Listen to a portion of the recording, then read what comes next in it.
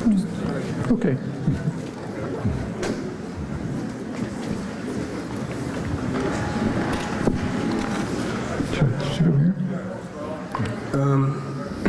Good evening, everyone. My name is Ayman Abu Shirbi, and I want to welcome you all on behalf of the organization Palestine at MIT. And I also want to thank our co-sponsors, the School of Humanities, Arts, and Social Sciences, Arab Student Organization, MIT Muslim Student Association, and MIT World. You'll be able to view a video broadcast of this event shortly on MIT World. In the midst of the occurring misfortunate events that are happening in the Middle East, we thought of someone who can shed an objective light regarding the issue. And we couldn't think of anyone better than Professor Chomsky. And of course, he doesn't need an introduction.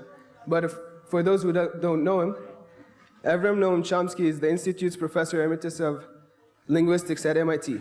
Chomsky is credited with the creation of theory of generative grammar, considered to be the most significant contribution to the field of theoretical linguistics made in the 20th century. Professor Chomsky, welcome.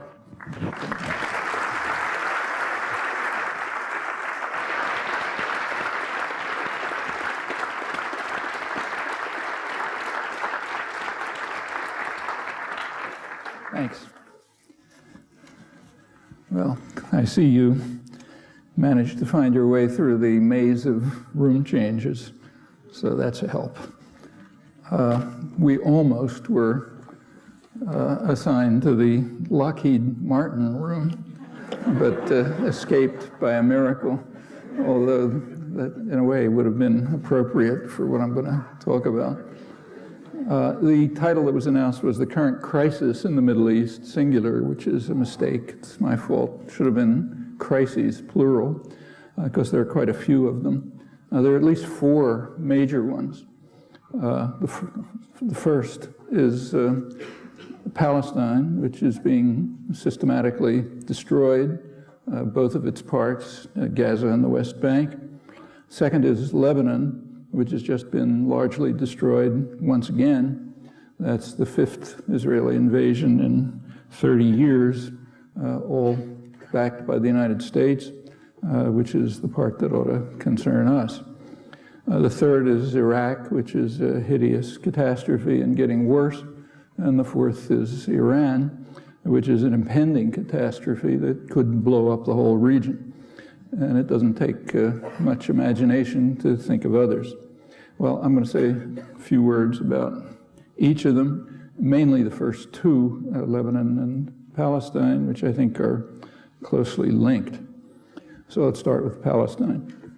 It's commonly recognized, and rightly, to be the core of the good deal of the turmoil and conflict in the region. In much of the world, that conflict, Israel-Palestine, is regarded as the most serious threat to peace in the world. It seems on the surface to be hopeless. It's degenerating into something like tribal warfare with a familiar cycle of escalating violence, revenge, and fanaticism. It's not entirely false, but it's a highly misleading picture because there is a very reasonable solution which could lead to peace and security, maybe lay a basis for something more satisfactory for the people of the 2 peoples, both populations, and for the region. Furthermore, it's well known. It's also well known, or should be, why it's still only a hope, not a reality. The basic outlines of a solution were formally presented at the UN Security Council 30 years ago, in January 1976. It was a resolution backed by the major Arab states, most of the world, supported by the PLO, the Palestine Liberation Organization. It incorporated the wording, the basic central wording of what everyone recognizes on all sides to be the core diplomatic document, UN 242 of November 1967, incorporated that wording, including recognition of the rights of all states in the region to live in peace and security within recognized borders, but it added something to UN 242. 242 said nothing about the Palestinians, except they're refugees and something ought to be done for them. But by the mid-70s, the Palestinian issue had entered the international agenda, and the January 1976 resolution called for 2 states side by side, both recognized, both living in peace and security within recognized borders, with some variations. These have been the basic outlines of a settlement right up to the present. There's a few changes, but not much. Israel refused to attend. Instead, it bombed Nabatieh, a town in southern Lebanon, killing many inhabitants with anti-personnel weapons, rockets, and bombs. No credible pretext was ever offered, and it presumably was retaliation against the United Nations for daring to consider a political settlement. However, there was no need for Israeli concern. Big Brother stepped in, vetoed the resolution. That's first of several, another one in 1980. Since then, there's a host of General Assembly resolutions. I won't run through them. The votes are usually something like 150 to 2 or something like that, virtually annually. Nabatieh was reduced to ruins last July. Once again, it was another act of wanton savagery, actually particularly vivid for several of us here because we just visited it. It was a couple of weeks ago, a flourishing, hopeful town. Walked its streets, were welcomed into homes, and now all heaps of rubble, even burial grounds for people we met. The 1976 resolution was not only supported by the major Arab states, Arab confrontation states as they were called, Syria, Egypt, Jordan, but as I mentioned, they were also supported by the PLO, which denounced what it called the tyranny of the veto after the United States vetoed it. Israel's UN ambassador, Chaim Herzog, who was later president, denounced the resolution, claimed that it was written by the PLO, which is extremely unlikely. It was a bit paranoid, but the paranoia is understandable. Israel has been very deeply concerned about the prospect of the threat of peace for quite a long time, and for a very simple reason. Peace means the end of expansion. And it also grants rights to the indigenous population, recognizes their existence, and that's psychologically difficult for many people to accept. And it continues until today. One of Israel's most astute and informed commentators for a great many years, Avnery, had an article about a week ago with the headline, "Help Peacemongers." It opened like this, and it sort of summarizes what's been going on for 30 years. It said, "In the corridors of power in Jerusalem, the cry is going up, 'Help, peace is upon you, Israel. A terrible enemy is conspiring to impose peace on us. He's advancing against us from 2 sides in a giant pincer movement. One arm of the offensive is the Palestinian Unity Government that's about to be set up. The other is the decision of the Arab League to revive the Arab Peace Plan of 2002. He knows what he's talking about. This has been going on for years. In fact, 1976, which I mentioned, was not the first case. The first case, and a very important one, was 1971. In 1971, President Sadat of Egypt offered Israel a full peace treaty, almost exactly in the terms of official U.S. government policy at the time. Israel recognized it to be a genuine peace offer. The cabinet considered it and decided to reject it. It was a choice, so they preferred expansion to security. That would have meant security. It would have meant the end of the international conflict for all intents and purposes. Expansion at that time was primarily into the northeastern Sinai, where Israel had expelled thousands of farmers, driven them into the desert, destroyed towns, mosques, cemeteries, leveled the place in order to establish a new city, an old Jewish city called Yamit, and a group of other, several kibbutzim and other settlements. This incidentally was the labor government, regarded as the doves. A real question was how the U.S. would react. Would it continue with its earlier policy, therefore supporting Egypt's peace offer, or would it shift and support Israeli expansion? There was a discussion. Kissinger prevailed, national security advisor at the time, and the United States adopted his policy of what he called stalemate, meaning no negotiations, just force. That led directly to the 1973 war, which turned out to be a very close thing for Israel, and it compelled the United States and Israel to accept Sadat's 1971 proposal. It took several years, but after many negotiations, the United States finally accepted the 1971 offer in 1979 at Camp David. That is recorded in U.S. history as a great triumph of U.S. peacemaking. In fact, it was a diplomatic disaster, which led to a major war, virtual, serious threat of nuclear war, anguish and torment for years, and was finally accepted. Actually, the terms that the U.S. and Israel finally accepted in 1979 were harsher from their point of view than the ones Sadat offered in 1971. His 71 offer also said nothing about the Palestinians, just vague mention of rights of refugees. But as I said, by the mid-70s, the Palestinian national issue had entered the international agenda. Sadat brought it up, and there was various hand-waving about it. Well, that 1971 decision, which unfortunately is rarely discussed, I think was one of the most fateful ones in Israel's history, and in fact, the history of the region. Israel and the United States had a clear choice. The choice was for Israel, one option was for Israel to integrate peacefully into the region.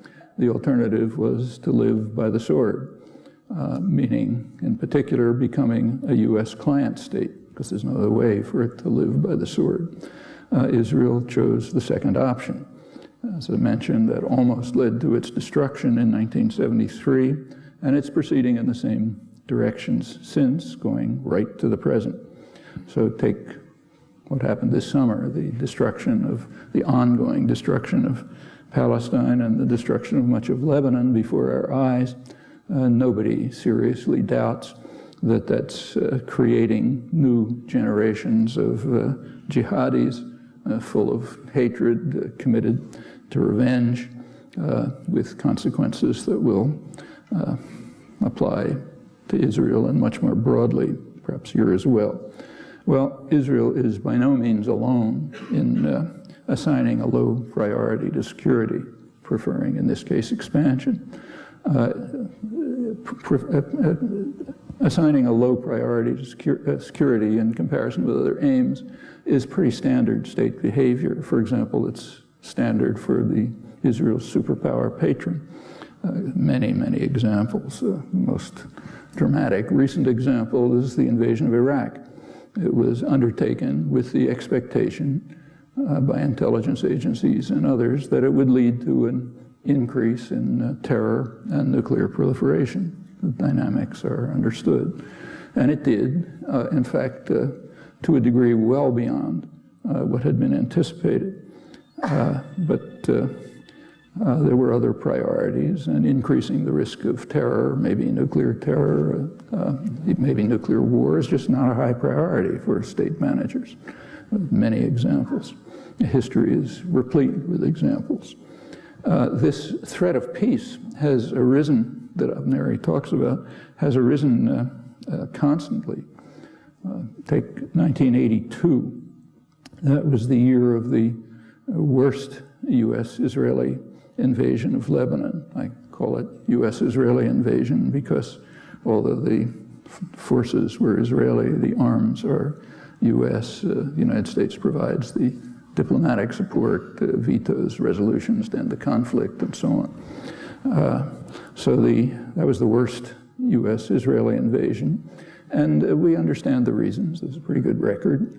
Immediately after the invasion, Israel's leading scholar on Palestinians, a Hebrew University professor, Yehoshua Porath, who's incidentally no dove, explained in Israel's leading newspaper that Israel was facing what the government regarded as a veritable catastrophe, in his words. The veritable catastrophe was embarrassing PLO offers for negotiations, which were becoming harder and harder to evade. That would be a catastrophe, he said, from the point of view of Israel's government. It's much better to drive the PLO back to terrorism and avoid this dread threat of political settlement. Well, it was pretty openly described at the highest political and military echelons as a war for the West Bank, and a devastating war. There is a propaganda version, which is transmitted to reporters and commentators. Thomas Friedman is a typical example. According to him, and many others, the invasion was undertaken to protect northern Israel from Palestinian rockets. The only problem with that is that there weren't any Palestinian rockets. There had been a ceasefire established after conflict a year earlier.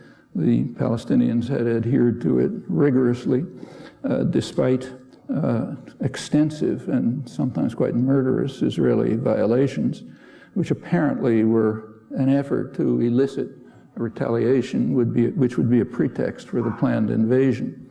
When no pretext could be found, one was invented, and the invasion took place.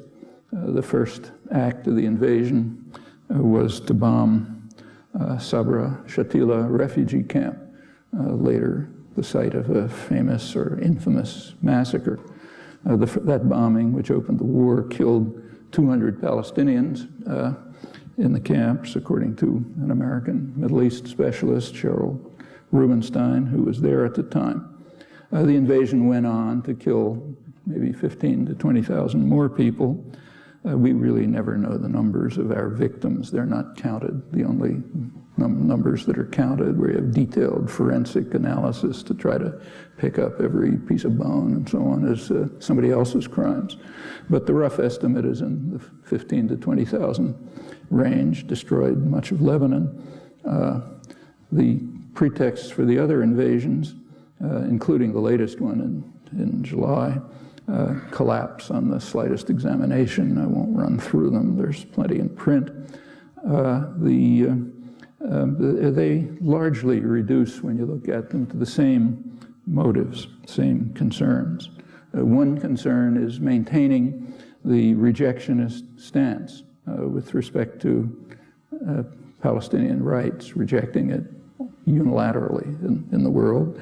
And the second is maintaining regional dominance for what has become, predictably, since 1971, a U.S. client state by now, virtually an offshore military base and high-tech center.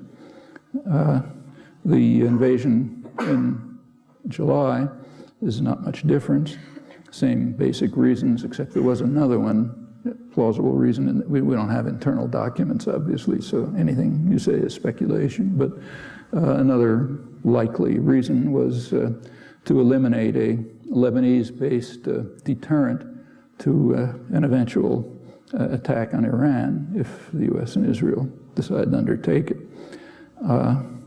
Well, the U.S.-Israeli rejectionism is not rhetoric. It also goes on to deeds, which is a lot more important.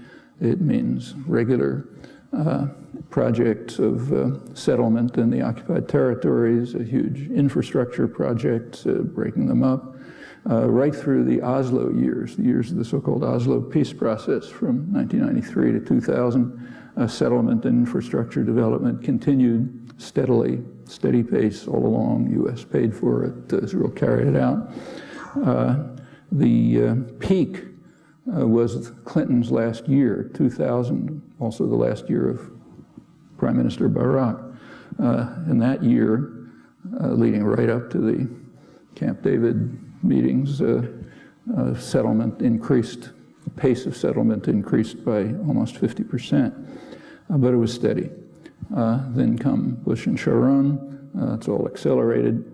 Today, there's a euphemism for it. It's called convergence, and we're supposed to praise it as courageous withdrawal. Actually, the convergence program announced a couple of months ago is a program of annexation and dismemberment and imprisonment explicitly. It annexes valuable lands. Israel annexes valuable lands and the major resources, particularly water. The rest of the shrinking territories assigned to Palestinians are broken up, dismembered into virtually separated cantons, all of them virtually separated from whatever sliver of Jerusalem is to be left to Palestinians. It's the center of commercial, educational, cultural, political life. And it's all imprisoned because Israel's effectively annexing the Jordan Valley. You look at a map, it's imprisoned. And of course, airspace and any other access. All of this is fulfilling goals which were set out quite clearly in the early days of the occupation under the Labor government. They were described to the cabinet, for example, by Moshe Dayan, who was one of them among the Israeli leaders, one of the most sympathetic to the plight of the Palestinians. His advice to the cabinet was that Israel should tell the Palestinians in the territories that we have no solution, you shall continue to live like dogs, and whoever wishes may leave, and we will see where this process leads. And that's the leading principle of the occupation, right up to the present, becoming harsher all the time. The background reasoning was given by Chaim Herzog, later president, as I mentioned, in 1972. He said, I do not deny the Palestinians a place or stand or opinion on every matter, but certainly I am not prepared to consider them as partners in any respect in a land that has been consecrated in the hands of our nation for thousands of years for the Jews of this land, and that means everything to the west of the Jordan. There cannot be any partner. For much of the leadership, it meant east of the Jordan too. Well, it wasn't unanimous. Not everyone agreed. One of those who didn't agree was the hawkish military governor of the West Bank, General Shlomo Gazit. He's recently written his memoirs, which are quite illuminating. He describes how the military government and Israeli military intelligence forwarded to the political leadership.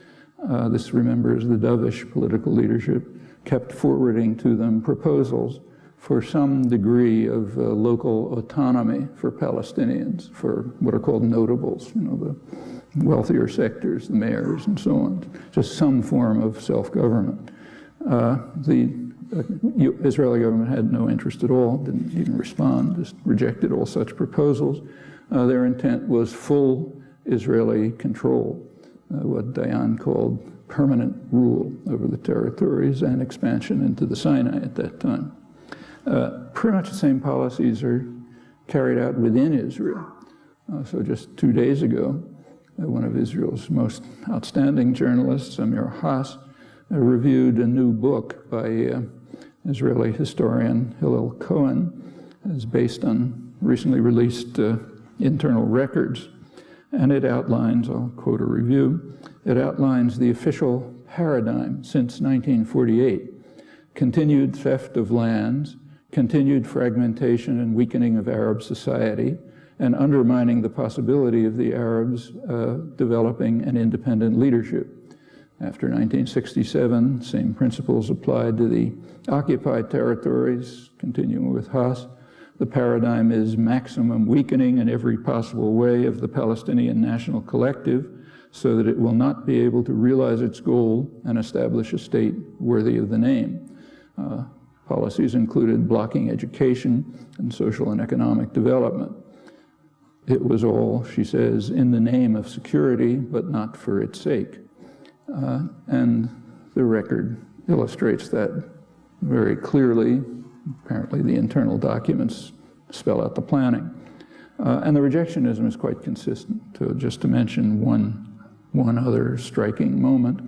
In 1988, the Palestinian National Council formally accepted a two-state settlement on the international border. Before that, they had implicitly accepted it.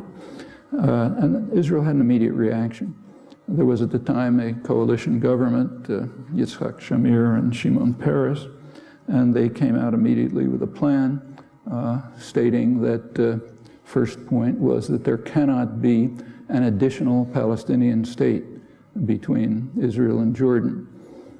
Presupposition is Jordan already is a Palestinian state, they can't have a second one. Second position plank was that the fate of the territories will be decided in accord with the guidelines of the State of Israel.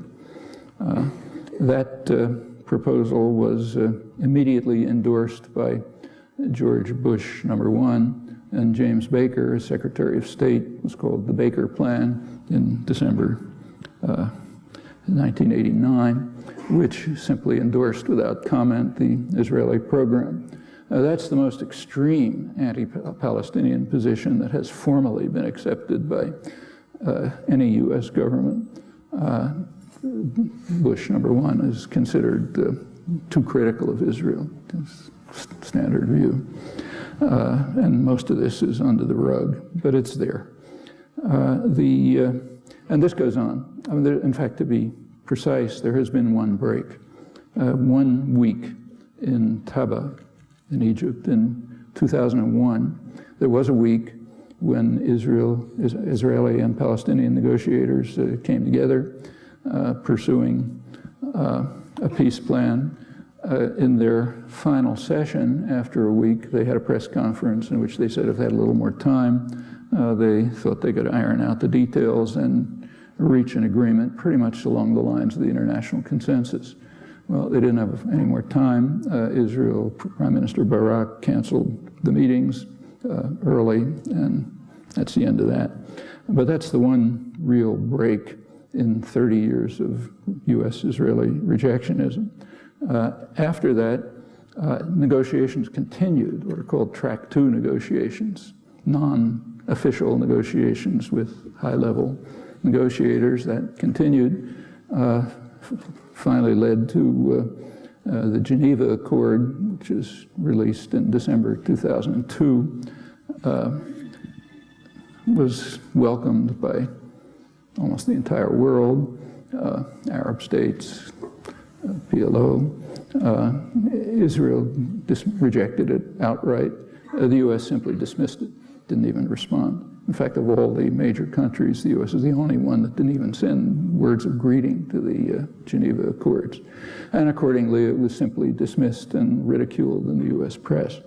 And it's still there, but it's going to take a significant change in U.S. policy for anything like that to be implemented. Well, among the relevant actors today, this kind of political settlement, slight details changing, the general form of this settlement is accepted with near unanimity. It's formally accepted by the Arab League. That's the plan that Avnery was referring to, the 2002 Arab League plan, which called for normalization of relations with Israel, full normalization of relations within a two-state settlement. It's formally supported by Iran. That was reiterated recently by what they call the supreme leader, the Ayatollah Khamenei, who's in charge of foreign policy, top cleric, reiterated that Iran accepts the Arab League plan. As far as I'm aware, that hasn't been reported in the United States. It's been accepted repeatedly by Hezbollah. The leader, Sayyid Nasrallah, has repeatedly stated that Hezbollah doesn't want to recognize Israel, but it's a Lebanese organization, and if the Palestinians decide to recognize Israel in a two-state settlement, Hezbollah won't disrupt it. It's they're Lebanese. Hamas, now the government has made many statements indicating pretty clearly that they accept that plan, calling for negotiations for it. Actually, there are only two significant opponents of what here is called George Bush's vision of a two-state settlement. The two opponents are George Bush and his administration and Prime Minister Olmert of Israel, just pursuing the traditional policies of systematic rejectionism. Well, the U.S. liberal media, like our journal here, prefer a different story. So according to the Boston Globe, a couple of weeks ago, Charles Radin, their Middle East correspondent, according to him, Israel is fighting Hezbollah, which, like the Iranian regime, is sworn to the destruction of the Jewish state. It just doesn't matter that they have said they're willing to recognize it in accord with the Palestinian and Arab League proposal. And that's pretty standard. It's kind of unfair to pick him out. It provides a useful justification for U.S.-Israeli rejectionism, rejection of a political settlement, and insistence on violence. Well, from the start, it's now almost 37 years, the occupation has been harsh and brutal. There has been no credible security pretext. Today, there's mounting savagery. There is a policy that was called the Gaza disengagement, hailed as very forthcoming. In fact, it was openly announced immediately as a West Bank expansion plan. Sane Israeli hawks and U.S. hawks understood that after Gaza had been reduced to being virtually unlivable after decades of occupation, it didn't make any sense at all to keep a few thousand Israeli settlers there, protected by a large part of the IDF, the Israeli army, taking over, I think it was about a third or so of the most valuable land and major resources, primarily water. That's pointless. Makes a lot more sense to transfer them over to the other occupied territories, mainly West Bank, also Golan Heights. Well, in order to make it look dramatic, they staged what was ridiculed by some Israeli commentators correctly. They staged a national trauma to make it look just extremely painful and to withdraw from this area. So, in fact, I'm sure you remember it, there was a huge media extravaganza, pictures of a little Jewish boy trying to hold back the soldiers, destroying his house and so on, all staged. It was, and a lot of settlers were allowed in, so there could be a pretense of violence. There really wasn't any. But then you could say, well, never again, well, we shall abandon our land, Jews should not suffer so, and so on. The withdrawal could have been done perfectly quietly. All that was necessary was for Israel to announce, the withdrawal was on August 15th, just to announce that on August 1st, the IDF, the army, will withdraw. And immediately the settlers who had been subsidized to go there in the first place and to stay there would get onto the trucks that are provided for them and move over to the West Bank where they can move into new subsidized settlements. But if you did it that way, there wouldn't have been any national trauma, any justification for saying never can we give up another square millimeter of land and so on. What made all of this even more ridiculous was that it was a repetition of a staged trauma in 1982, what was described in Israel's leading paper, Haaretz, as Operation National Trauma 1982.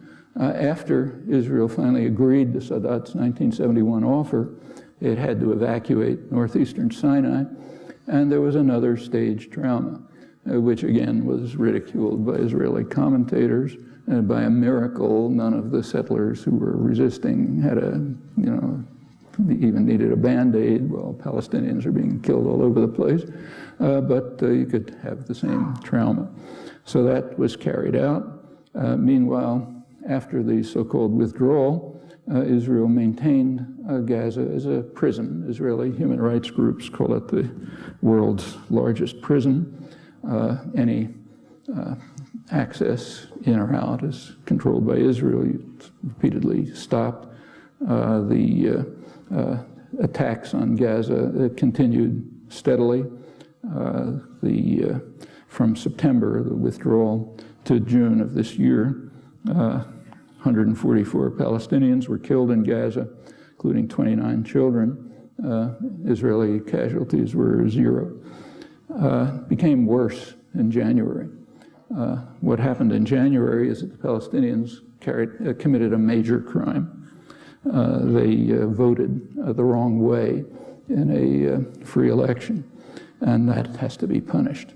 The U.S. and Israel immediately announced that they would punish the population for this democratic crime. They cut off supplies, cut off funds that Israel's legally obligated to provide. They even went to the extent of cutting off water, which is really gratuitous cruelty in an area where water is extremely scarce. People don't have drinking water. It's a water-starved region. This is nothing new. In fact, it's standard operating procedure. There are many examples in recent American history. Famous one, or it should be famous, is Chile. When they voted the wrong way and elected Salvador Allende, the U.S. policies, there was a soft line and a hard line. The soft line was to make the economy scream, to punish the population for voting the wrong way. The hard line was to support a military coup, which led to what's often called in South America the first 9/11, 1973. Won't go into it, but in fact much more serious than the second 9/11. Well, that's what you do when people commit democratic crimes. And it's another sign, there are many other examples, and it's another sign of the almost visceral hatred of democracy, functioning democracy on the part of the Bush administration, but in fact, elite opinion pretty generally. This goes back a long time. Democracy is fine under a particular definition. Democracy is fine if it comes down to do what we say or else. And the or else can be pretty brutal. The record is voluminous, but it's very well contained. It's one of the major successes of containment doctrine. In June of this year, 2006, the Israeli attacks in Gaza escalated. According to the United Nations, which keeps a detailed record, in June, there were 40 deaths, Palestinian deaths in Palestine, 36 in the Gaza Strip, 12 children. In June, there were 3 Israelis. That escalated very sharply after the capture of an Israeli soldier, Corporal Gilad Shalit, on June 25th. In the first month after his capture, 171 were killed, 34 children, quadrupling the killings. Israel destroyed the power system. That means virtually destroyed it. That means most of the scarce water supply is gone. By mid-September, a couple of weeks ago, more than 250 Gazans had been killed since July, including at least 45 children and 11 women. One of Israel's best reporters, the world's best reporters, Gidon Levy, describes Gaza as now a withered, blighted garden, enveloped in grief and suffering, bearing both in silence as this hot and lethal summer draws to a close. Pretty accurate. What was the reason for the June escalation? Well, there's an official story. Again, we can go to the Boston Globe. The Globe explained it as follows. It said the attack on military targets inside Israel, meaning the capture of Gilad Shalit, that military action led to an Israeli soldier being taken hostage. It was not merely an arbitrary reflex within a cycle of vengeance. It was ordered by someone with command responsibility in Hamas who could not be indifferent to the timing of his action or its political and military consequences. because the hostage-taking operation has brought Palestinians and Israelis alike to the brink of a new round of foreseeable disasters, it is crucial that all concerned parties focus their remedial efforts on the right address, Hamas. That's the editorial. The editors call for the voice of reason. If unreason prevails, a tsunami of unnecessary suffering will break upon the peoples of the region. Well, it's useful to bear in mind that all of this is pure, cynical farce. That was demonstrated conclusively the day before the capture of Corporal Shalit. The day before, Israeli forces, June 24th, Israeli forces kidnapped and abducted two Gaza civilians, a doctor and his brother, the Muammar brothers, kidnapped. They can join 1,000 others somewhere in the Israeli prisons who were also kidnapped. It's called administrative detention, held without charges. There are about 8,000 others who were technically sentenced, but in trials that are a mockery. Many of them transported from the occupied territories to Israel, which is another violation of international law, Geneva Conventions, but with impunity, because it's under the umbrella of the outlaw superpower and the reigning intellectual and moral culture which permits all of this in clients. The kidnapping of the Muammar brothers was certainly known, but it wasn't reported in the Boston Globe. It was reported a little bit elsewhere. There were scattered reports, pretty marginal, quickly dismissed. The Washington Post had 87 words on it. It was quickly forgotten. Kidnapping of civilians is a far more serious crime than capture of a soldier. But crimes don't matter when they're committed by our side, just as elections don't count if they come out the wrong way. Now, recall that I'm not quoting the redneck barbarians. I'm quoting the voice of the educated liberal elite in the Athens of America, as it's self-designated. Well, that's Gaza. West Bank is much the same. There isn't as much massive violence, just random brutality, humiliation. It's been going on for decades. Now, under the rubric of convergence, all totally illegal. The World Court determined that they were ruling on the separation wall, now the annexation wall, determined that it's totally illegal, unanimous. Even the U.S. Justice, who signed a separate declaration, declared any part of the wall built for defense of Israeli settlements, he said, is de facto in violation of international law, but it's backed by the global ruler. So therefore it's called moderate. And if you read the press and commentary, Prime Minister Olmert of Israel is praised for his courageous withdrawal plan, to translate to English, his vicious and criminal annexation, dismemberment, and imprisonment plan, designed with U.S. aid to drive the final nails into the coffin of Palestinian national rights. Well, Olmert explains soulfully that he just has to do it. And the reason is there's no Palestinian partner. Hamas, the governing party, doesn't qualify, nor did its predecessor. It's true that Hamas observed a year-and-a-half truce despite regular Israeli atrocities, and it called for a semi-permanent truce during negotiations for a two-state settlement, but that's not enough. Hamas has to first satisfy three interesting conditions. First, it has to recognize Israel. Second, it has to renounce violence. And third, it has to accept prior agreements. Well, let's just imagine we had media and journals in the United States. What would they point out? Do Israel and the United States recognize Palestine? Do they renounce violence? I mean, bad joke, of course not. But conditions are for the weak, not for the strong. That's a fundamental doctrinal principle. What about accepting prior agreements? Well, the New York Times editors delivered a stern lecture on this to Hamas. They instructed Hamas that they must agree to the 2002 Arab League peace plan, quoting it now, quoting the Times, since that is an admission ticket to the real world, a necessary rite of passage in the progression from a lawless opposition to a lawful government.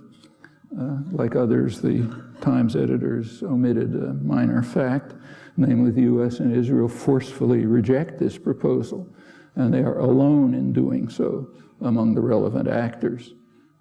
I can go on, but time's tight, so the other conditions are even more ludicrous. Well, that's Bush's vision, his famous vision, is now being implemented as annexation, dismemberment, and imprisonment in the West Bank, imprisonment and destruction in the other half of Palestine. Hebrew University sociologist Barak describes it as politicide, the destruction of a nation, as something we don't see very often. And in fact, we don't see now either, because we're carrying it out, so therefore it's invisible. Well, that's the first crisis. The second crisis, Lebanon. On July 12th, Hezbollah captured 2 Israeli soldiers. That set off a fierce U.S.-Israeli attack and killed maybe 1,200 or 1,300 people, destroyed much of the country, aimed at infrastructure and at the population.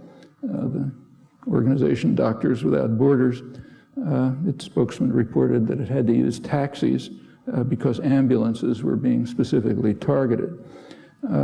Even the U.S. press did provide some fraction of the hideous story. It was actually much worse. There is now a ceasefire. The U.S. delayed the ceasefire as long as it could to permit maximal carnage, but the killings are going to continue despite the ceasefire without a shot being fired. Particularly in the last 3 days of the offensive, after the ceasefire had been announced, but before it was implemented, went into force. In those last 3 days, the IDF saturated southern Lebanon with over 1 million cluster bombs. These are extremely lethal anti-personnel weapons. About 1/3 of them, roughly, don't explode on contact. They explode if you pick them up or hit them with a rake. Either that's incredibly bad quality control, or the intention is to render areas uninhabitable. The death toll right now is reported at about 4 a day. If a little child picks one of these things up, thinks it's a ball, his head's blown off. Patrick Cockburn in the British press, excellent reporter, reports that Lebanon's farmers are caught in a deadly dilemma to risk the harvest or to leave the produce on which they depend to rot in the fields. Israeli artillery officers, who are now being quoted pretty extensively in the Hebrew press, estimated that the IDF fired 160,000 shells during the recent war. And by comparison, in the 1973 war with Egypt and Syria, that was a major war, the IDF fired less than 100,000 shells. Soldiers quoted in the Israeli press said their orders were, in the last 3 days, to fire everything they had, to destroy everything they could, to turn the region into a free fire zone. Didn't even know what they were shooting about, just like the master. So take Cambodia. In Henry Kissinger's immortal words, the orders to the Air Force were to hit anything, to send anything that flies against anything that moves. I don't know of such an explicit call for genocide in the archives of any state, but it passes unnoticed here. On July 13th, Israeli rockets hit a fuel storage tank at the main power station in Lebanon. And 2 days later, they returned, hitting the tank again, but destroying the concrete and earth barrier that's designed to prevent spilled oil from spilling into the Mediterranean. And there was a huge oil spill, the largest ever in the Eastern Mediterranean. It's destroyed the coastline all the way up to Syria. It may reach Cyprus and Greece. It avoids Israel because of the way currents flow. Many of you, I'm sure, read Science magazine, the AAAS journal. Its latest issue says that the 15,000 tons have washed ashore small proportion of it. They reveal high concentration of cancer-causing aromatic hydrocarbons. Much has sunk below the surface, posing further risks to food chain and difficulties for cleanup. The environmental minister of Lebanon stated that a highly poisonous cloud has spread over a third of the country, an area that's home to half of its people, from the fire that burned for 12 days. It has high levels of poisonous lead and mercury, highly dangerous PCBs. Continuing with him, not only have we been breathing this for a month, but all the agricultural produce has been subjected to it. Even worse, all of these poisons will come down with the rain. Some will seep through the soil and give us a polluted water table. Then in a couple of years, every single citizen in Lebanon will definitely be subjected to poisonous matter in his drinking water. He expected more Lebanese to die from the pollution than the 1,200 or 1,300 overwhelmingly civilians who were killed in the war. It's a bigger disaster even than the war itself. Notice that all of this is purposeful. You don't miss in targets like that. Well, what's the reason for the savagery of the U.S.-Israeli assault? And you should make no doubt about it, the blood is on our hands. There's a standard explanation, like the globes. Hezbollah committed an intolerable act of aggression by capturing the soldiers. And again, this is pure, cynical farce. For decades, Israel has been kidnapping Lebanese civilians in Lebanese territory, on the high seas, in transit from Cyprus to Lebanon, holding them for years, some decades, sometimes holding them as hostages, sometimes in secret prison torture chambers. Also known, no secret about this, but not reported in the United States. And of course, no one has ever called for an invasion of Israel in retaliation. So it's all farce, a complete farce. What about the Israeli withdrawal from Lebanon? It's true, in the year 2000, Israel withdrew. That's after 22 years of brutal and murderous occupation in violation of Security Council orders, but with U.S. support, so it was okay. Since then, since the withdrawal, UNIFIL, the UN force in the south, keeps very careful records. They report daily violations of Lebanese territory by Israel. In contrast, the number of rocket firings in these 6 years attributed to Hezbollah is 0. There's one possible exception where the origin is undetermined. Well, if the world were ruled by justice, not force, the expanded UNIFIL force that we're all reading about would be not in southern Lebanon, but in northern Israel, or maybe in Washington, or in Boston. Well, there's a lot more to say about this, but I'll put it aside, and let's turn to the third crisis, Iraq. I don't have to describe the incredible catastrophe for Iraqis. We've read enough about that. What should the U.S. do at this point? Well, there are some principles. One principle is that invading armies have no rights whatsoever. They have only obligations and responsibilities. The first obligation is to pay massive reparations for the crime of aggression, the supreme international crime, according to the Nuremberg judgments, which encompasses all the evil that follows. And a second obligation would be to put on trial the people responsible for the supreme international crime. Well, that's the first. The second major obligation is to observe the will of the victims. That's a primary obligation of an invading force. And we know pretty well what that will is. There are regular US-run polls taken in Iraq. The most recent one released said that a couple of months ago that 87% of Iraqis, this includes Kurds incidentally, 87% of the population wants a concrete timetable for withdrawal. That was the wording.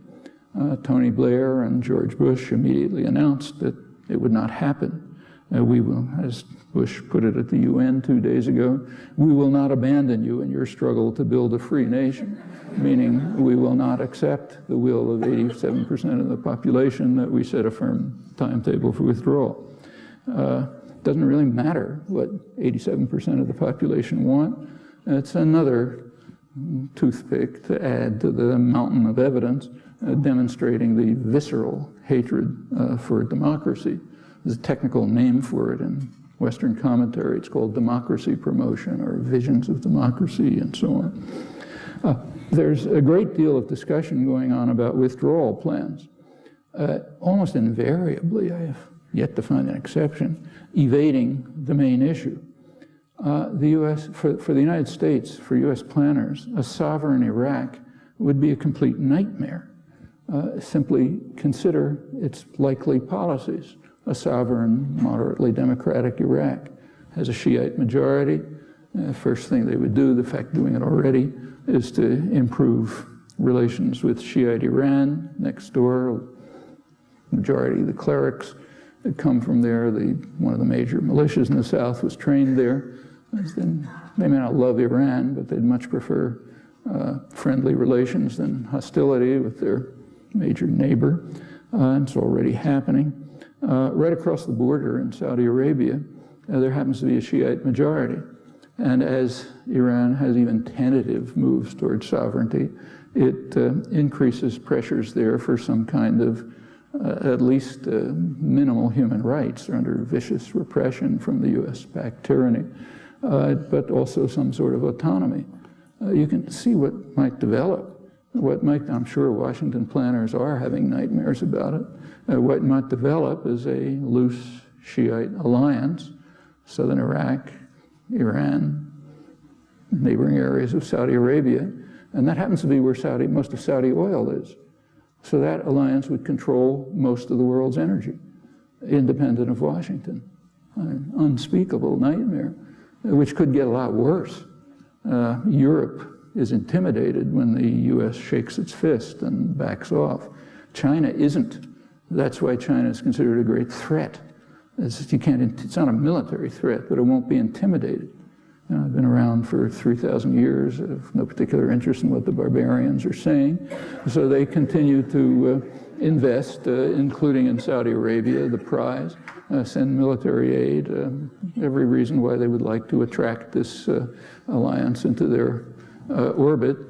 There are already major organizations. Shanghai Cooperation Council includes Central Asian states, an Asian energy security grid based primarily in China, including Russia and neighboring states. Will probably include India before too long. If the Middle East oil resources move into it, the United States becomes a second-class power. Controlling the world's energy resources has been a prime policy objective for 60 years, just as it was for Britain before us, and for obvious reasons. Well, that's not trivial. Any withdrawal proposal that doesn't take this into consideration is just not serious. The Pentagon can think up withdrawal plans as easily as we can in our spare time, but what happens afterwards? Well, unless you think about that, you're not talking about withdrawal. Let's talk about the fourth crisis briefly, Iran. That's an extremely dangerous one. And there are possible peaceful settlements. 3 years ago, in May 2003, the Khatami government, that's the reformist moderate government, but with the support of the Ayatollah Khamenei, the supreme leader, they offered the United States negotiations on all issues, on a two-state settlement of Israel-Palestine, on nuclear issues, and so on. The U.S. did respond. And they responded by reprimanding the Swiss diplomat who brought the offer. And that was the total response. And so it continues. Right afterwards, Iran and the European Union entered into an agreement, a bargain. The bargain was that Iran would suspend its uranium enrichment programs, to which it's entitled under the Non-Proliferation Treaty, but it would suspend them. And in return, the European Union would provide what were called firm guarantees on security issues. Well, everyone knows what security issues means. It means US and Israeli threats, credible threats, to attack Iran. Those threats, incidentally, are themselves major violation of international law, which bars the threat or use of force. But again, when an outlaw state carries it out, the educated community accepts it as legitimate. The negotiations went on for about 2 years. The European Union backed down on its side, apparently under US pressure.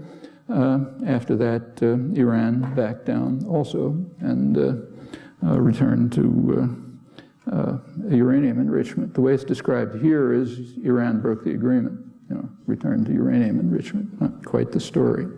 Well, the US has indicated under plenty of pressure a willingness to negotiate, but on 2 conditions. The first condition is that the outcome of the negotiations, namely no uranium enrichment, is a precondition for negotiations. Has to be fixed in advance. So first you fix the outcome, then we have negotiations. Second is that the negotiations must proceed when Iran has a gun to its head. The US refuses to withdraw the threats of attack. Well, that renders negotiations virtually meaningless. As I said, the threats are in violation of international law, but that's a minor detail. And the threats are very real. They're not just words. The last couple of years, the United States has sent to Israel over 100 advanced F-16s, produced by our generous benefactor in the next room. These are publicly advertised as capable of bombing Iran and returning. Israel already has air and armored forces that, believe it or not, are larger and technologically more advanced than any NATO power outside the United States. But this is a supplement aimed specifically and publicly at Iran. Germany has just sent to Israel submarines equipped to carry nuclear-tipped missiles. The purpose of that is well known. The purpose is to strengthen Israel's second strike capacity, and those of you who play strategic analysis games know that that means undermining any potential Iranian deterrent to an attack. These actions and threats have 2 immediate effects, which are well understood. The first effect is to harm Iranian reformers, democratic reformers, who are complaining bitterly about it. The most well-known of them, Shirin Ebadi, 2003 Nobel Prize laureate, has written that the threat of regime change by military force, reserved as an option by some in the Western world, polite reference to the United States, that threat endangers nearly all the efforts democracy-minded Iranians have made in these recent years. The threat of military force gives the system a pretext to crack down on its legitimate opposition and undermines the nascent civil society that is slowly taking shape here. It means Iranians overlook their resentment of the regime and move behind their unpopular leaders out of defensive nationalism. I can think of no scenario more alarming, no internal shift more dangerous than that engendered by the West, US, imagining that it can bring democracy to Iran through either military might or the fomentation of violent rebellion. And her position has been forcefully reiterated by other leading Iranian reformers and dissidents, and the reasons are clear. The second consequence of the US stance is that it deters efforts to reach a political settlement, which might well be possible. Well, opposition to an attack in Iran is even greater than opposition to the Iraq War, where it incidentally was overwhelming worldwide. The international Gallup polls found practically no country where support was greater than 10%. Current polls reveal, pretty surprisingly, that in the neighboring states, Iran's neighbors, that is Turkey, Saudi Arabia, and Pakistan, the public prefers a nuclear-armed Iran to any US military action. And even in Europe, which is the part of the world that's most supportive of Washington, the US is considered the major threat to world peace, ranking far above Iran or any other country listed in the polls, which includes China, Russia, and North Korea. The U.S. military presence in Iraq is ranked as a greater threat than Iranian nuclear weapons. And the Israel-Palestine conflict is ranked as among the greatest threats to world peace. Well, in some sense, all of this awful news is actually good news. The reason is that we live in the state that is regarded worldwide as a lawless and dangerous rogue state, but we also have incomparable freedoms, an incomparable legacy of freedom and of privilege, and that means that the power to end these crimes and avert further ones lies in our hands. Thanks.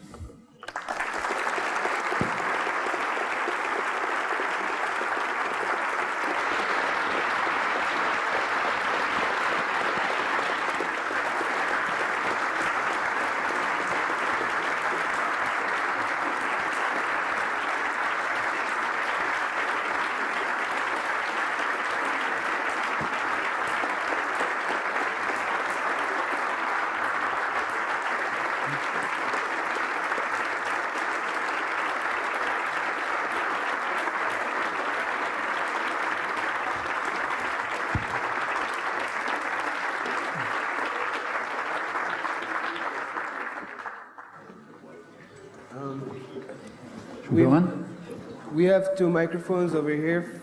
Please line up and we'll take your questions. Where are the microphones? Sorry? Where are the microphones? One over here and one over there. Oh, okay. Well, if people would like to say something, why don't you come down to the mics?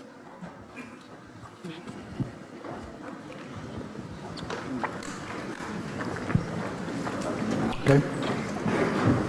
We're just alternate. Hi. Mr. Chomsky, you give us the impression that all of Israel's neighbors are just looking for peace and would be perfectly content to live side by side with a Jewish state. But isn't the real cause of this conflict Arab rejection of a Jewish state entirely? And isn't that evidenced by the following 3 brief facts? That in 1948, the day after Israel declared its independence, 5 Arab armies declared war on Israel.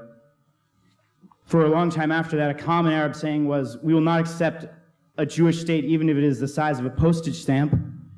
And in 2000, after the failures of Camp David, whoever's fault they were, after failures of negotiation, instead of trying to reach out more, Arafat launched the second intifada, killing hundreds of innocent Israelis. Well, let me repeat the facts, which Israeli and U.S. propaganda don't like to accept. The Palestinians formally accepted a 2-state settlement decades ago. The Arab states proposed it at the United Nations in 1976. The Arab League formally accepted not only a 2-state settlement, but normalization of relations with Israel. That's accepted by Iran. It's accepted by Hezbollah. Hamas accepts it. That's the situation for the past 30 years. Arafat launched, to go through your 3 points, remind me if I miss one, to say that Arafat launched the Intifada is just propaganda. Arafat didn't stop it, but there's no evidence they launched it. It's true that the Intifada began after the collapse of Camp David, but you have to add to that that the Camp David proposals, the U.S.-Israeli proposals, were totally unacceptable. They were rejected by all Arabs. They were rejected by Abbas, America's favorite, and Clinton himself recognized that they were totally unacceptable. In fact, a couple of months later, the negotiations broke down in the summer. A couple of months later, Clinton announced his famous parameters in December. They were somewhat vague, but more forthcoming than the impossible Camp David proposals, as Clinton recognized were unacceptable.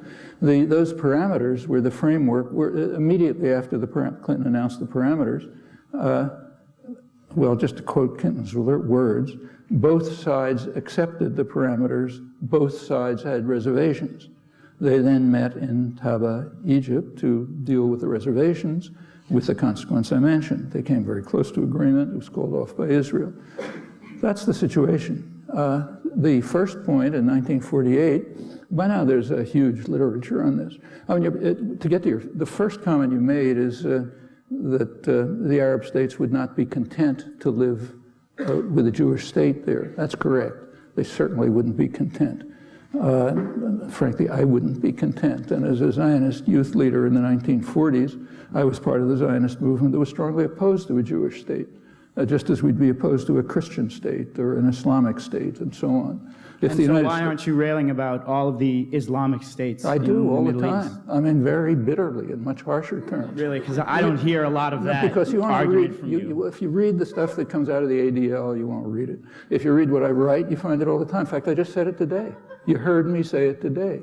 I condemn the brutal tyranny in Saudi Arabia, which is the oldest and most valued U.S. ally, the most extreme fundamentalist state in the world, yeah, and the rest of them too. You didn't hear it, but it's there.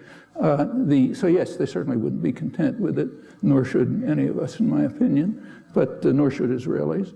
The state is designated by the High Court, the Supreme Court, as the state of the Jewish people in Israel and the diaspora, not the state of its citizens. So it's your state and my state, but not the state of its citizens. I don't think we should accept that any more than we should accept an Islamic state or a Christian state in the United States. And it's not just symbolism. I won't go through the details, but it's a lot. So certainly they wouldn't be content with it. But they've accepted it. As for 1948, there's extensive literature on it. I won't go through it, but Israeli scholarship in the past several decades has gone into this in great detail with archival materials that were released and so on, if you want a good picture of it. One excellent book is Israeli historian Avi Shlaim's book, Iron Wall, but there are many others. What happened was, of course, neither side, right after the UN General Assembly recommendation in November 47, a civil war broke out. It was kind of, I won't go through the details, but in May 1948, Israel did declare a state, and yes, by that time, it had already driven out about 300,000 Palestinians and expanded into the designated Palestinian state.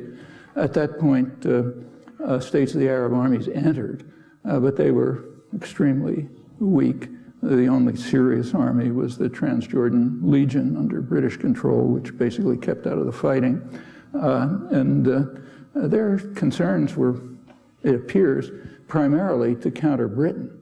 This was a period of anti-colonial uprising, and they were concerned with Jordan, Transjordan, and became Jordan, which is a British outpost. And part of the reason for their entry was apparently to counter the ambitions of King Abdullah of Jordan and the British behind him. Remember, they were British colonies, virtually. There was fighting, and it wasn't a joke. For about 10 days, it was serious. Then Czech arms came in, Eastern European arms, and the outcome to Israel, and the outcome was certain. But the first 10 days were kind of touch and go. But the fighting took place almost entirely in the designated Palestinian state. The outcome of the fighting was a partition of the designated Palestinian state between Jordan and Israel, virtually in half. And furthermore, it was largely by collusion. Again, Avi Shlaim wrote the major scholarly source on this called Collusion Over Jordan. The half of the Palestinian state that was incorporated into Israel is now just called Israel, and nobody talks about it. The half that was administered by Jordan is called the West Bank. That's what happened in 1948. As to the rest, you can find plenty of outrageous statements by anyone you like on all sides, and plenty of actions. But the fact is, the crucial fact is, that clearly and explicitly in 1971, the major Arab military force by far, Egypt, offered a full peace treaty. I've already been through that. And now we have 35 years of U.S.-Israeli rejectionism. Okay, those are the core facts.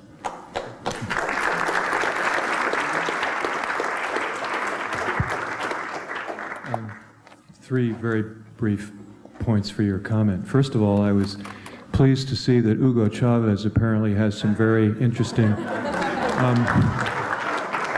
reading tastes, and I just wondered if you had a sort of personal interlude, if you had any response you'd like to share to his comments yesterday at the UN.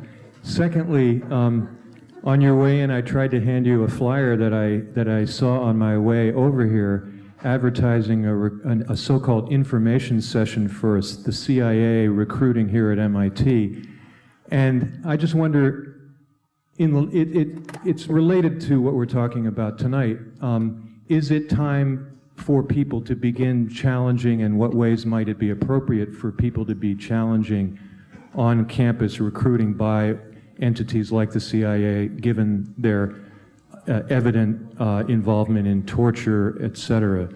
And thirdly, in trying to do anything about the things that you so carefully teach us about, one encounters the congressman from this district, Capuano, voting along with the overwhelming majority to endorse the Israeli invasion this past summer, and the Congressman Ed Markey, who is believed to be very good on some other issues, reacting with extreme indignation when asked about Israel, saying, but look at the withdrawal that they made. You know, I mean, this sort of trauma, the theater of trauma that you mentioned, he seemed to be a strong advocate of that version of that account of it. So given the obstacles, maybe you'd care to talk a little bit about how we can overcome some of the obstacles to making some change in U.S. policy. Well, look, if this were Stalinist Russia, it would be a problem. But it isn't. It's the most free country in the world. It really is. And we have enormous privilege as well as freedom. So yeah, there's things you can do very much within the mainstream to counter these doctrines. I quoted the Boston Globe, which is kind of a spokesman or whatever you want to call it for left liberalism in the United States, and yes, Markey and others are like it. In fact, the record of the Democrats on this is by and large worse than that of the Bush administration. But it's not beyond our power to influence what congressional representatives do. I mean, it's kind of absurd. I mean, take countries that really have problems. I mean, we should be ashamed of ourselves when we compare what goes on here with what goes on in the poorest countries of the world. So take, say, the poorest country of South America, Bolivia.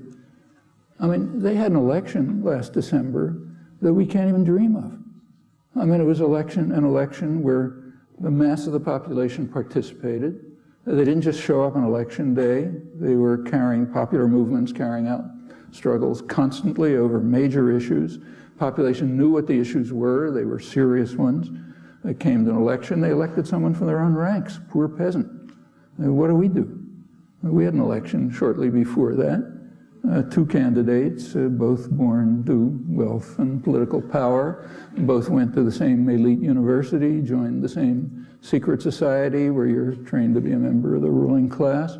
They were able to run because they're supported by pretty much the same concentrations of economic power.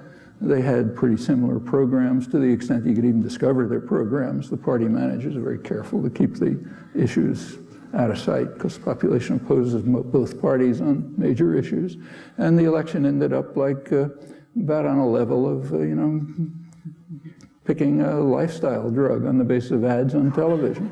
That's here, where there's no terror, there's no repression, there's no violence, you don't get killed by the police, and every option's open. That's Bolivia, where it's a lot harsher. Literally, we should be ashamed of ourselves. Incidentally, these are things that ought to be taught not just in university political sciences departments, but in 8th grade civics classes. We have every opportunity we would like. If we don't use it, if we don't use them, nobody to blame but ourselves. The opportunities are certainly there. We're not Bolivian peasants, and they do it. and the same in much of the world. And pretty much the same goes for the second question about the first one, actually, about the CIA. First of all, it's not a new issue. This was a very live issue in the early 1960s at MIT. Up to the early 1960s, the political science department was publicly, openly funded by the CIA. Nobody was trying to conceal it. By then, you know, it's getting a little embarrassing, so it goes on some other way, I don't know how, but it's not public. But right through the 60s, there were substantial protests about CIA and other military recruitment on campus. In fact, it went off campus, it went across the street. And if it's drifting back on, well, you know, same point. If you don't like it, there's plenty we can do about it. There's plenty of precedents for it. First, I would like to thank Professor Chomsky for his enlightening insights.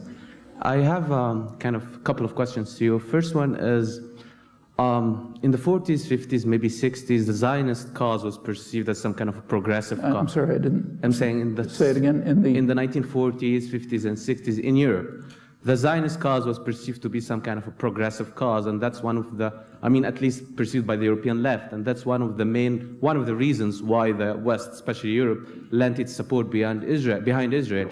Right now in Europe, the Palestinian cause is the progressive cause in the sense, or I'm saying perceived by European left, in the sense of perceiving Palestinian cause as a cause of national liberation, as a cause of fighting Israeli ethnic and racial segregation, I mean, comparable to the apartheid model of South Africa, and also in the same token, I mean, Palestinian struggle fighting against the militarism, fascist, imperialist, expansionist pretensions of Israel, etc., etc. Unfortunately, this is not the case in United States, where the American left, if there is an American left, which doesn't really consider the Palestinian cause as a progressive cause. My question, plain and simple, when will this happen and how will it happen in the United States? Well, that's my first question. Yeah. Would you like to answer? Yeah. Well, just to look at the history a little bit, I mean, it's unfortunate but true that through the 40s, 50s, and 60s, there wasn't a Palestinian cause. There should have been, but there wasn't. And there's a reason for that. There had been a Palestinian revolt in 1936 to 39, a popular revolt against the British. It was a British colony. And it was put down violently by the British with, you know, the Jewish community. There was no Israel, the Jewish settlement, the Yeshuv, it was called, cooperated, of course. And it was devastating to the Palestinian society. It was a largely, you know, semi-feudal, mostly peasant, middle-class urban society. It wasn't organized for warfare. And they struggled for it, but they were crushed. And they were just in no position to do much. Then came 48, they couldn't deal with it. They were fighting a major army, and crushed even more, and most of them dispersed. And in the 50s and the 60s, it was dispersed community. That's why in 1967, the major document, UN 242, barely even mentions the Palestinians. It has a couple of phrases about refugees.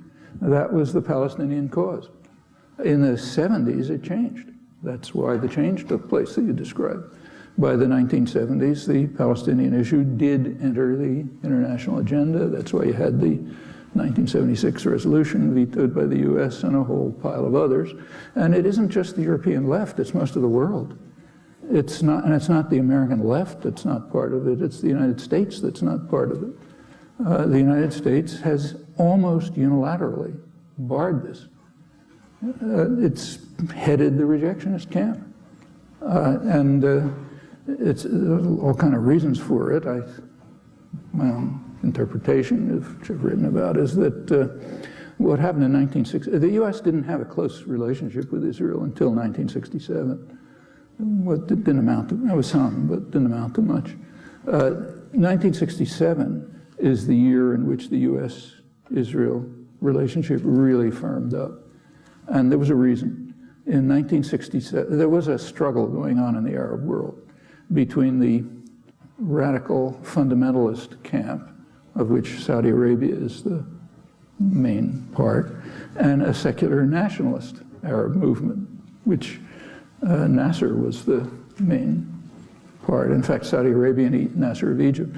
Saudi Arabia and Egypt were in fact fighting a proxy war at that point in the Yemen. Well, the US was lined up with Islamic fundamentalists, as it's been throughout most of the this whole period since the Second World War. It's been lined up with radical Islamic fundamentalists against secular nationalism. That's not only Saudi Arabia, it's also the origins of Hamas.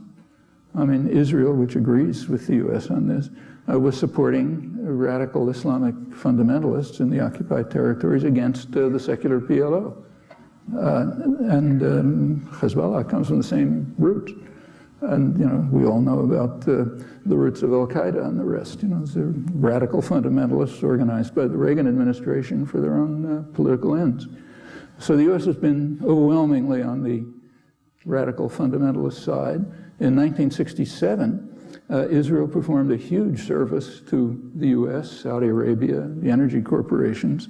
It destroyed the center of secular Arab nationalism, which was posing a threat. It was posing the threat of using the energy resources of the region for its own population, not just for the benefit of Western corporations and so on, but not just, with some of it, a side part of it going into the pockets of the rich rulers. Well, that was a threat. And once Israel eliminated that threat, it became a strong ally of the US. In 1970, that continued. In 1970, Jordan, US-British client, was murdering Palestinians, Black September. It looked briefly as if Syria might intervene to stop the slaughter. The US didn't want that, but it was totally bogged down into China, couldn't do a thing. And Israel performed another service. It mobilized the Army and the Air Force to deter potential Syrian intervention to protect the Palestinians, which was regarded as a threat to the oil monarchies. Well, US aid to Israel, I think, quadrupled that year. And, it's at that point that Israel established itself as what's called a strategic asset. It was part of the system by which the US tries to control the region successfully for many years. Well, when US policy shifted to support for Israel, the intellectual community almost reflexively joins. It's not just on this, but on anything. I mean, talk about other topics, you find pretty much the same thing. So that was one factor. Another factor was that there were domestic issues. Remember, this was in the middle of the Vietnam War. The US was failing to crush Vietnamese resistance. Now, people later told a different story, but if you go back to that time, which I remember very well, and you can certainly read about it, at that time, the liberal Americans were supporting the war. I mean, they may be complaining because it's costing too much or something, but they supported the war. In fact, they really never offered any principal objection to the war, just that it's costing too much. But not the population, but the intellectual community. Well, they were pretty upset that the United States was unable to crush, these little yellow dwarves, as Johnson called them. Israel came along and showed how you treat third world people properly. You kick them in the face, and you beat them to a pulp. They won a lot of points for that from liberal humanists who are supposed to posture about being in favor of peace and love and so on, but are really watching Rambo movies in their spare time. That's kind of the psychology. And yeah, they won a lot of points for that too. And there were other things happening inside the United States. Students were not following orders. There was a youth culture. The women's movement was beginning. The place was blown up.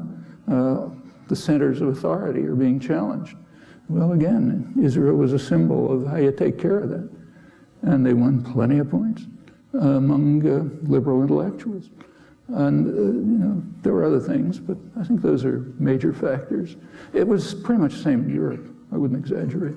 There's some difference, but remember, Europe is a little more dissociated from direct involvement in the U.S. policies in the Middle East. They kind of tacitly support them, but they're not directly involved. To some extent they are, like Britain was supplying arms to Israel during the current war. Germany, as I mentioned, is providing Israel with submarines that can take nuclear-armed missiles, which eliminate an Iranian deterrent. Yeah, they're all involved. Right now, just a couple days ago, Germany announced that it'll be patrolling the Lebanese coast. It's not going to control the Israeli coast. And that's where the invasions are coming from. But Europe goes along with European opinion, pretty much goes along with the United States on this. It's true that the discussion isn't as constrained in Europe. There's critics, that find some critical voices. And there's political organizations in Europe, as you say, which are different. But the differences aren't massive. And I think they're largely explained by the directness of the involvement in the actions. The same is true on Iraq and other issues. Take, say, the invasion of Iran. Europe is overwhelmingly opposed. So is the U.S. military, so is intelligence or elites. But a lot of the population is terrified that Iran's going to come and get us. It was the same on Iraq. Even today, you take a look at polls. I forget the latest numbers, but I think around half the population thinks that Saddam had something to do with 9/11, or that Saddam had weapons of mass destruction, and they're coming after us. I get letters, I'll get them tonight, saying, how can you support, as if I do, how can you support Cuba, Venezuela, and Iran when they're just about to strangle us and destroy us? If you look at this from the outside, you don't know whether to laugh or weep when you look at the actual history, apart from the disparity of force. But there are plenty of people who believe it. And in fact, there's something really significant here about American cultural history. The U.S. is far and away the most powerful country in the world, hasn't been under any threat since 1812, 1814. But nevertheless, there's a strain of fear in American popular culture that goes way back. There's some good studies of it. There's a very good book by Bruce Franklin called War Stars, which is literary critic, which is a study of popular literature. The kind of things that people like Harry Truman were reading when they grew up. And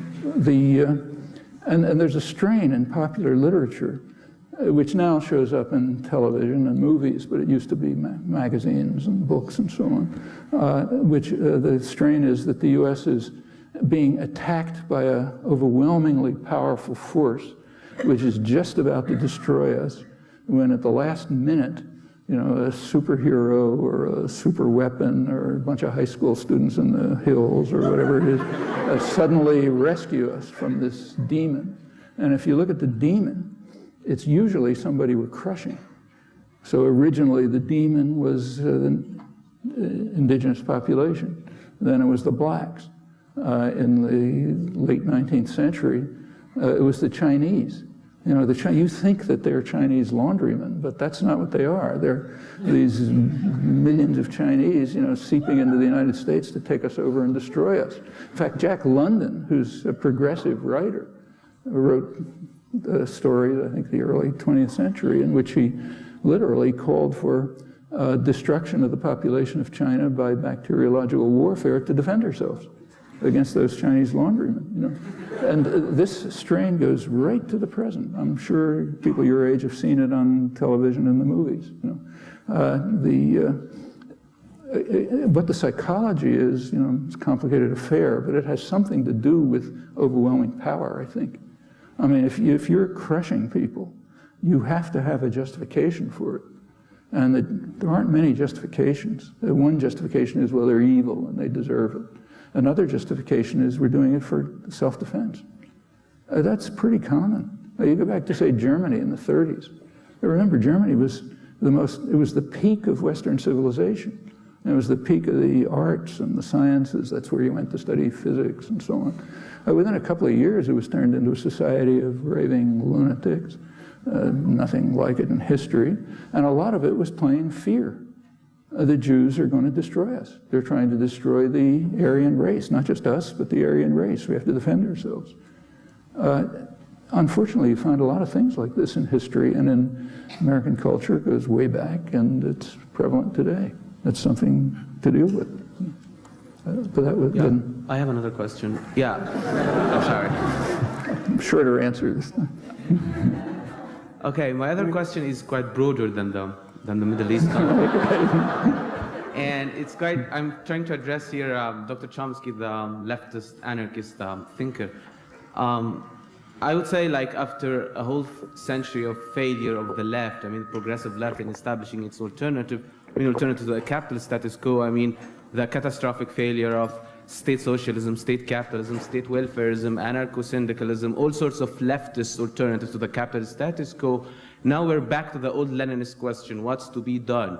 I mean, we have a lot of moral rage out there. We are against, I don't know, corporate capitalism, we are against consumerist culture, we're against imperialist expansion, etc., etc. But how can we translate this moral rage into constructive political capital, constructive political action? And how can this be possible in a society which is very unidimensional, creating its own opposition, making its opposition thinking the same way as the mainstream, I mean, I would say in our society, even the opposition is thinking in corporatist terms. I mean, the corporatist, consumerist worldview framework is still shaping the mindset of the opposition. I mean, how can we think creatively about this? How can we have this politics of, I would say, imagination to accompany the politics of resistance? It doesn't take much. It's pretty simple, in my opinion. First of all, I don't agree with the history. I mean, the major attack on socialism in the 20th century, in my opinion, was the Bolshevik coup that destroyed the socialist movements of Russia, which were significant.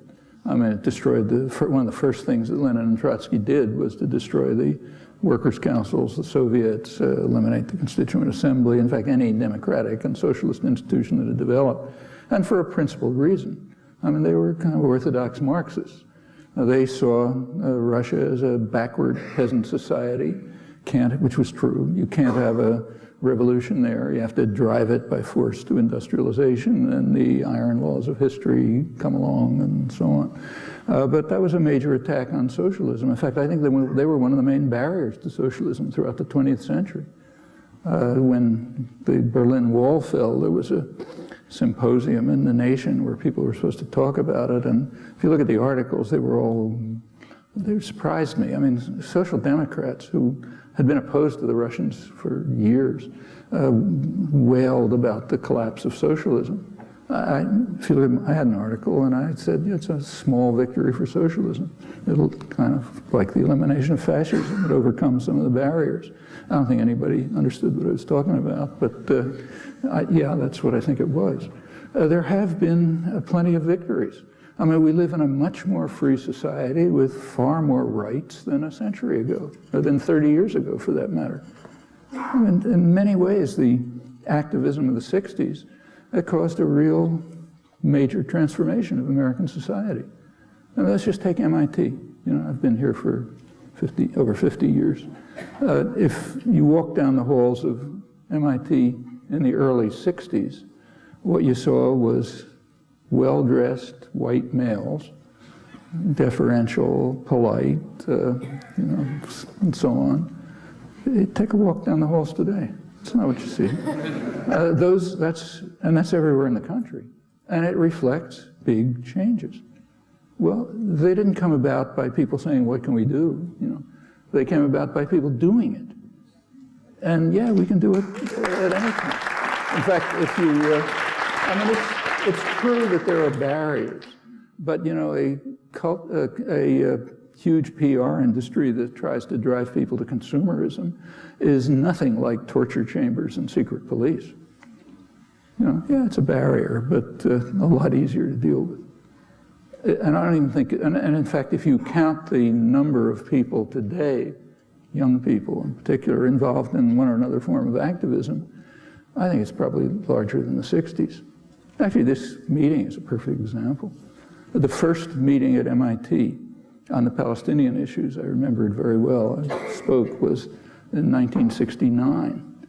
And, you know, you could barely get out alive if you talked about things like this.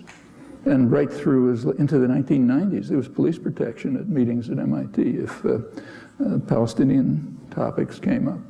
It's changed, even in the last few years, because a lot of people are doing something about it.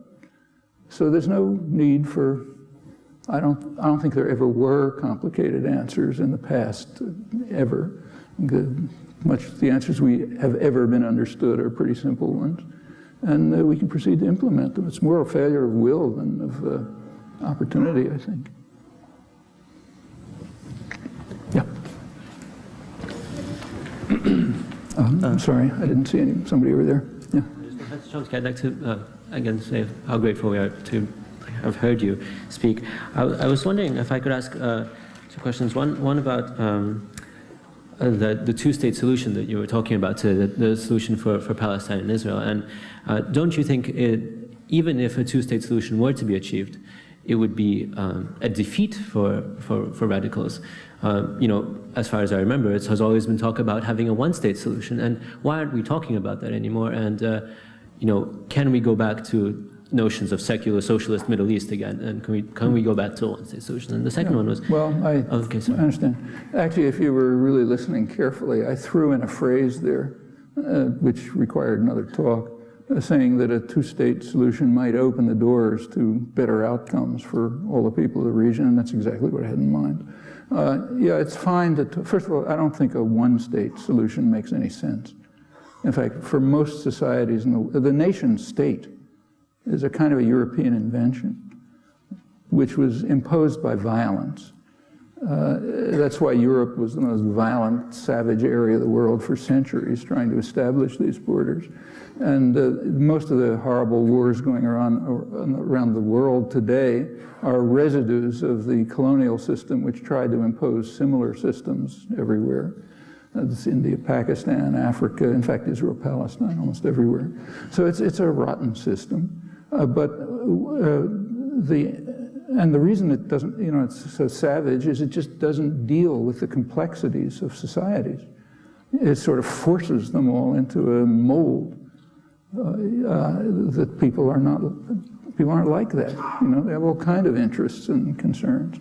The Levant, the Eastern Mediterranean region, that's particularly true there. It's a very complex mosaic of different societies, ethnic groups, religious groups, class conflicts, all sorts of things. And imposing state boundaries there, as the colonial powers did, is bound to leave a residue of violence and conflict. So I don't think the right long-term goal is a one-state solution. It sort of works in the United States, but there's a reason for that. The complexity and variety of this society was essentially wiped out by extermination. So yeah, if you wipe out the indigenous societies and you bring in a lot of Anglo-Saxon, what are called Anglo-Saxon, they aren't, of course, immigrants, then yeah, you got a fairly homogeneous society. So yes, you can have one state, but it doesn't work in most of the world. In fact, European societies are sensibly moving slowly towards more autonomy, more regionalism, revival of local cultures and so on, which are kind of multinational societies, not necessarily national. There's other groups too. So I think the basic right answer in the former Palestine is at least a binational state, and then on to no state, like integrating the whole region more fully. But it has to come in stages. People who are calling for a one-state settlement, in my view, are really performing a service for the far right. And there's a reason for that. There's just you have to make a distinction between proposing something and actually advocating it. Okay, like we can propose that everybody should live in peace and love. Okay, I proposed it. It doesn't mean anything. It's how do we get there? And it's the same when you propose a one-state settlement. How do you get there? Well, the only advocacy I have ever heard is through stages, of which today a two-state settlement is the first. People who say, no, let's just have a one-state settlement, they're giving a gift to the ultra-right. They say, well, if that's the only alternative, we have to defend ourselves. because there's no support for it. I mean, the number of people in Israel who you could support it, you could put in a telephone booth, you know. So it's just saying, well, okay, we have to defend ourselves from people who have to try to destroy us. But you could get to it in stages. Now, there was a period, and what you're referring to, when I was calling for a move towards a federal solution and a binational state, but those are different circumstances. Advocacy depends on circumstances. Between 1967 and mid-70s, there was an opportunity for a federal solution in the former Palestine. Palestinians would have accepted it. I think the Israelis would have accepted it. There were proposals, I briefly mentioned them, even from Israeli intelligence, not calling for that, but calling for steps that might lead to that. So that was a possible step, feasible step, and that could lead to binationalism, it could lead to lessening tensions, and you can go on from there. However, it was strongly opposed by all sides, bitterly opposed by all sides, so it didn't get anywhere. And after the 73 war, the opportunity was lost. And by the time the Palestinian national issue had been formulated by Palestinians and on the international agenda, I just don't see any first step other than a two-state settlement. So if you, and this is generalizes, if you want to advocate something, whatever it is, nuclear disarmament, environmental issues, whatever, advocacy requires paying attention to existing circumstances and asking, what can we do next? You know, yeah, you can have long-term visions, which maybe guide your decisions, but you can't just propose the long-term solutions. That doesn't mean anything. Thank you. Sorry, Professor Chomsky, if I could quickly ask, just very briefly, you mentioned about the possibilities that are open to us, and they do exist. But you know, I imagine that your view of the state is like the most important thing is civil society, and this is like, so control of the state might not necessarily change the important things, the sort for of the long term, the moats and all the networks that make civil society up. And well, like I was just wondering that in our civil society, I mean, like just in our classes at Harvard, like all that we're learning is how to be good administrators and how to be good, like, you know, in our class today about the American presidency, we learned that, you know, like America is really divided among parties and there is no agreement and the media is critical. I mean, I learned this today and it was completely ridiculous. And you mean, what do we do right away to deal with factionalism and conflicts and so on? Right, and they're like, well, you know, no one will ever agree on anything, and there's no new Marshall Plan. Life is a complicated affair. People have lots of interests, and you try to deal with them. I mean, families are hard to deal with. So if we're learning things like this, what? So if we're learning sort of nonsense like this at the kind of institutions that we're going to, if we're learning these things, if they're telling us that. I don't really understand. No, but my question is, how do we penetrate, how do we change civil society, not necessarily government? Let's take MIT again in the last 40 years. How did it change from a student body of deferential, well-dressed white males to this? Well, the average income, what is the average income among MIT students? I mean, it's still very high. I mean, it came from people of your age trying to do something about it.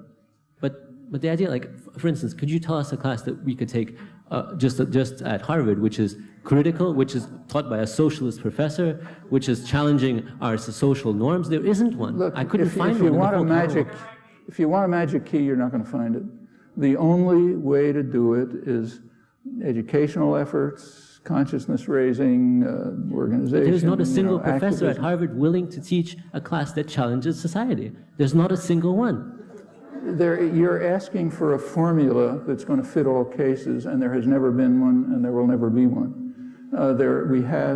There's a history of significant progress, certainly in my lifetime, even in your lifetimes, and a lot of things are happening now that you couldn't have thought of 10 years ago. I mean, take, say, the global justice movement, what are ludicrously called anti-globalization. Those are huge popular movements all over the world, here too. There wasn't even a seed of them 10 years ago. How did they develop? What did they accomplish? They've accomplished plenty.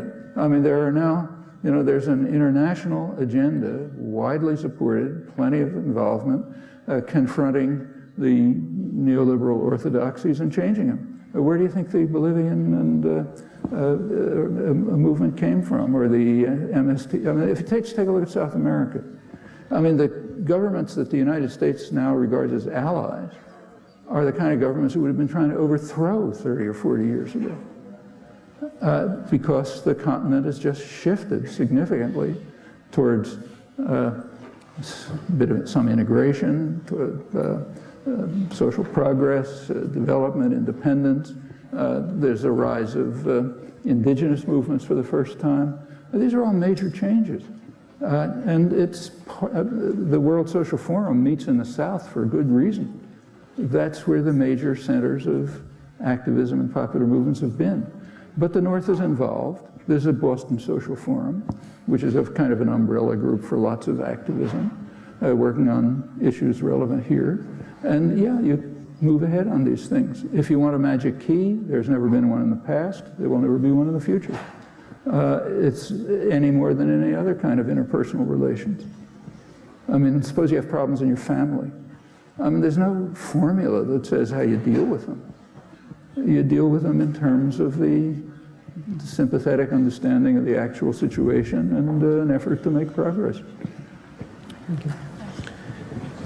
Thank you very much, Professor Chomsky, and thank you everyone for attending.